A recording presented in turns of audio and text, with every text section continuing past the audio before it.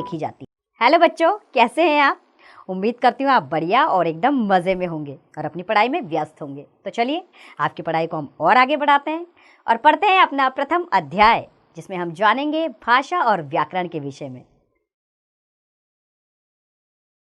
तो बच्चों, इस अध्याय में हम पढ़ेंगे भाषा किसे कहते हैं, व्याकरण क्या है, व्याकरण के जरिए हम लिपि, बोली, उपभाषा, इन सब के विषय में जानेंगे। तो आइए शुरू करते हैं और सबसे पहले जानते हैं कि भाषा क्या है। तो बच्चों, भाषा को जानने के लिए हम चित्रों को माध्यम बनाते हैं। हमारे सामने 4 चित्र दिए गए हैं। पहले चित्र में बच्चों, पहले चित्र में बच्चा माँ से संकेत करके खाना मांग रहा है और दूसरे चित्र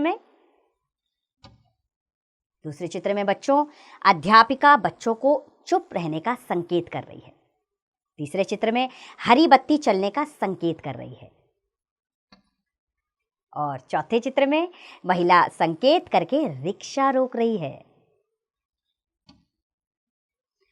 तो बच्चों, इन सभी चित्रों में संकेतों के माध्यम से कुछ बातें कही गई हैं, किंतु सभी बातें संकेतों द्वारा नहीं कही जा सकती। अपनी भाषा को स्पष्ट करने के लिए भाषा की आवश्यकता होती है, अर्थात सारी बातें हम संकेतों के माध्यम से कहें तो अक्सर हमें बहुत सी बातें समझ में नहीं आती। इसके लिए हमें भाषा की आवश्यकता पड़ती है, इसीलिए हम भाषा का प्रयोग करते हैं। अर्थात भाषा वह साधन है जिसके द्वारा मनुष्य बोलकर, लिखकर, पढ़कर या सुनकर अपने भावों और विचारों का आदान प्रदान करता है। तो यह है भाषा। अब जानेंगे हम उसके रूप। तो बच्चों, भाषा के 2 रूप हैं, मौखिक भाषा और लिखित भाषा। तो आइए अब एक एक करके मौखिक भाषा और लिखित भाषा को हम विस्तार पूर्वक जान लेते हैं। तो सबसे पहले हम पढ़ेंगे मौखिक भाषा के विषय में।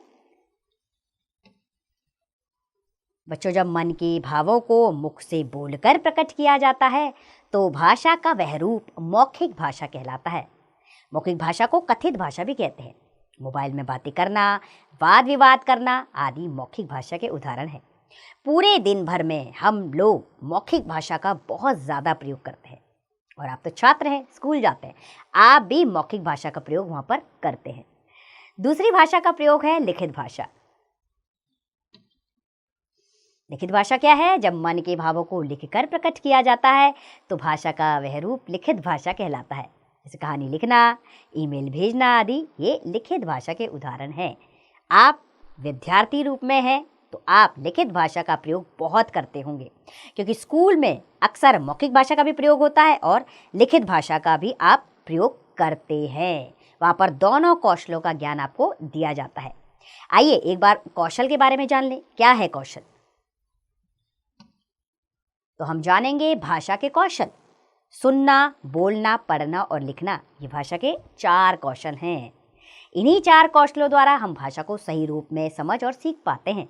अर्थात किसी भी भाषा में हमें अगर दक्ष बनना है, निपुण बनना है, तो हमें कौशलों को ज्ञान होना बेहद आवश्यक है। और भाषा के कौशल ही होते हैं अच्छे से सुनना, अच्छे से बोलना, अच्छे से पढ़ना और अच्छे से लिखना। अगर ये सब सीख जाएंगे हम तो कोई भी भाषा हमारे लिए नामुमकिन नहीं है सीखना, चाहे हिंदी हो चाहे कोई और भाषा हो। आइए अब राजभाषा की तरफ बढ़ते हैं। क्या है राजभाषा? तो बच्चों, सरकारी कामकाज में प्रयोग होने वाली भाषा राजभाषा कहलाती है।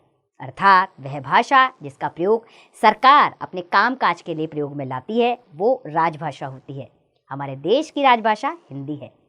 14 सितंबर 1949 को भारतीय संविधान द्वारा हिंदी को राजभाषा के रूप में स्वीकार किया गया।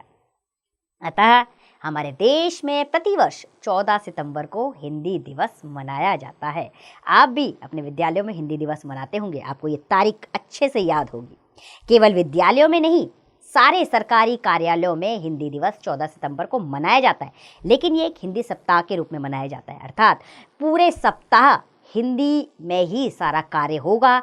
हिंदी में कार्यालय होंगे, वाद विवाद प्रतियोगिता आयोजित की जाती है, भाषण प्रतियोगिता आयोजित की जाती है। किसके लिए? विशेष तौर पे हिंदी दिवस के लिए, क्योंकि हिंदी हमारी मातृभाषा है। अब याद रखने वाली बात है बच्चों, याद रखने वाली बात यह है कि हिंदी विश्व में सबसे अधिक बोली जाने वाली तीसरी भाषा है। कितनी भाषा नंबर की है ये?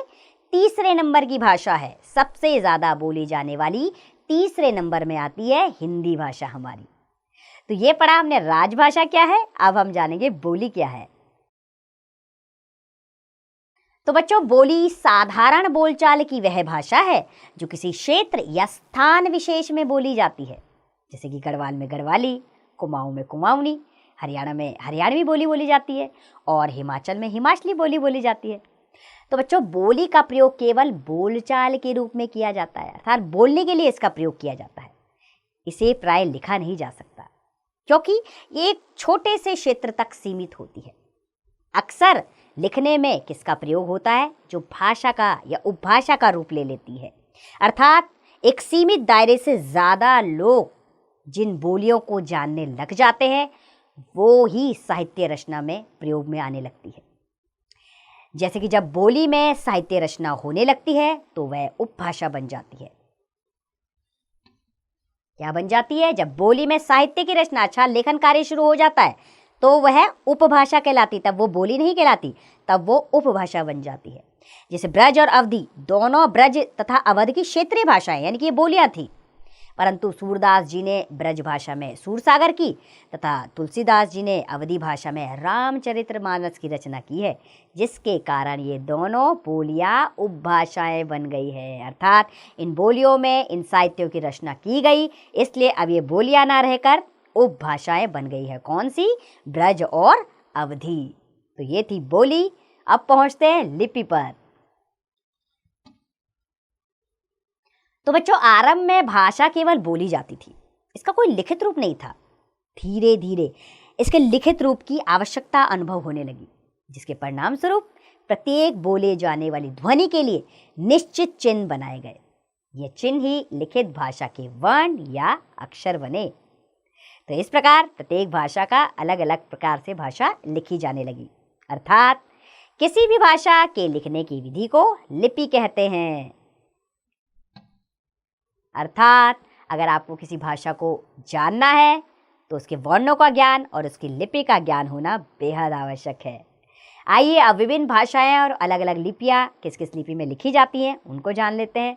जैसे हिंदी, संस्कृत, मराठी, कोंकणी, इसकी लिपि देवनागरी है। अर्थात ये चारों भाषाएं देवनागरी लिपि में लिखी जाती है। पंजाबी भाषा की गुरुमुखी लिपि है। उर्दू फारसी लिपि में लिखी जाती है और अंग्रेजी, जर्मन और फ्रांसीसी रोमन लिपि में लिखी जाती है। तो चलिए अब बढ़ते हैं व्याकरण की ओर। बच्चों, व्याकरण को जानने के लिए हमारे सामने एक चित्र है, उसके प्रयोग द्वारा समझते हैं।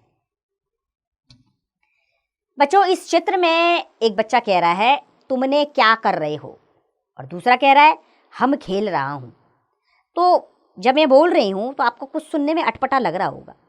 तुमने क्या कर रहे हो और हम खेल रहा हूं, स्पष्ट तौर पे पता ही नहीं लग पा रहा आखिर ये कहना क्या चाहते हैं, क्योंकि इन चित्रों में बच्चे जिस भाषा का प्रयोग कर रहे हैं ना वह अशुद्ध है। भाषा का शुद्ध रूप क्या होगा इसमें? जैसे पहला बच्चा बोल रहा है तुम क्या कर रहे हो और दूसरा कह रहा है हम खेल रहे हैं। अब स्पष्ट तौर पे पता लग रहा है कि पहले ने क्या कहा और दूसरे ने क्या कहा। मैंने क्या कहा और आपने भी उसे सही तरीके से सुना और समझा, क्योंकि अगर हमें सही तरीके से सुनना ही नहीं आएगा तो दिमाग भी काम नहीं करेगा कि इसमें बोला क्या जा रहा है। इसलिए भाषा को शुद्ध रूप में बोलने, लिखने और पढ़ने के लिए व्याकरण का ज्ञान होना नितांत आवश्यक है। अर्थात किसी भी भाषा को आप शुद्ध रूप से तभी जान पाएंगे जब उसके व्याकरण का ज्ञान आपको होगा। अर्थात व्याकरण वह शास्त्र है जो हमें भाषा को शुद्ध बोलना, लिखना और पढ़ना सिखाता है। अर्थात व्याकरण के बिना आप किसी भी भाषा को शुद्ध रूप से नहीं जान पाएंगे। भाषा तो जान जाएंगे, टूटी फूटी बोल लेंगे, लेकिन शुद्धता उसके अंदर नहीं होगी जब तक आपको व्याकरण का सही ज्ञान नहीं है। आइए अब व्याकरण के विभागों की ओर बढ़ें। तो उसके 3 विभाग हैं व्याकरण के। पहला है वर्ण विचार, दूसरा है शब्द विचार और तीसरा है वाक्य विचार। आइए एक एक करके इन्हें भी जानें। तो सबसे पहले हम पढ़ेंगे वर्ण विचार के बारे में। बच्चों, व्याकरण के इस विभाग में वर्णों के स्वरूप, भेद, प्रकार, उच्चारण आदि का अध्ययन किया जाता है।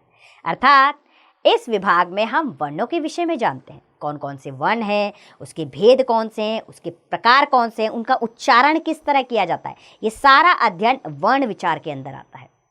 और दूसरा है शब्द विचार। तो बच्चों, व्याकरण के इस विभाग में शब्दों के भेद, उत्पत्ति, बनावट, अर्थ, प्रकार आदि का अध्ययन किया जाता है। अर्थात इसमें हम जानते हैं कि शब्दों की उत्पत्ति कैसे हुई, उनकी बनावट कहाँ से आई, इन शब्दों के अर्थ क्या हैं, उनके प्रकार कौन कौन से हैं, ये सब हम शब्द विचार के अंदर जानते हैं। और तीसरा आता है वाक्य विचार। व्याकरण के इस विभाग में वाक्यों के भेद, उनकी रचना, उनके प्रयोग, विश्लेषण आदि का अध्ययन किया जाता है। अर्थात वाक्यों के कौन कौन से भेद हैं, उनकी रचना किस प्रकार की जाती है और वाक्यों का किस प्रकार, किस तरह, कहाँ, कैसे प्रयोग करना है, फिर उसका विश्लेषण करना, ये सब अध्ययन हम वाक्य विचार के अंदर करते हैं। तो बच्चों, हमने जाना इस अध्याय में भाषा, व्याकरण, लिपि, बोली, उपभाषा, व्याकरण के विभाग, इन सब की जानकारी ली। लेकिन एक बार आपके अभ्यास के लिए इस अध्याय को दोहरा लेते हैं। तो भाषा वह साधन है जिसके द्वारा मनुष्य बोलकर, लिखकर, पढ़कर या सुनकर अपने भावों एवं विचारों का आदान प्रदान करता है। भाषा के दो रूप होते हैं, मौखिक भाषा तथा लिखित भाषा। बोली साधारण बोलचाल की वह भाषा है जो किसी क्षेत्र या स्थान विशेष में बोली जाती है। किसी भी भाषा के लिखने की विधि को लिपि कहते हैं। व्याकरण वह शास्त्र है जो हमें भाषा को शुद्ध बोलना, लिखना और पढ़ना सिखाता है। जब बोली में साहित्य रचना होने लगती है तो वह उपभाषा बन जाती है। व्याकरण के 3 विभाग होते हैं, वर्ण विचार, शब्द विचार और वाक्य विचार। बच्चों, उम्मीद करती हूँ आपको भाषा और व्याकरण का यह अध्याय अच्छे से समझ आया होगा। आपने इसमें जाना भाषा किसे कहते हैं, व्याकरण क्या है और व्याकरण के विचारों के बारे में भी आपने जाना। अब इसका अभ्यास कार्य आप स्वयं कीजिए।